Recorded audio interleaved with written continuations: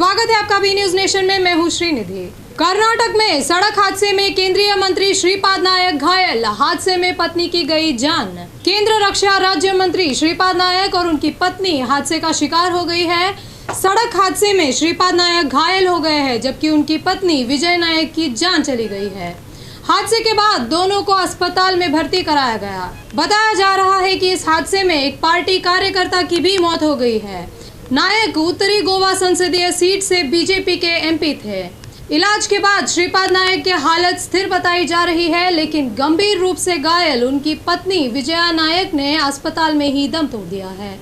बताया जा रहा है कि श्रीपाद नायक की कार में 6 लोग सवार थे।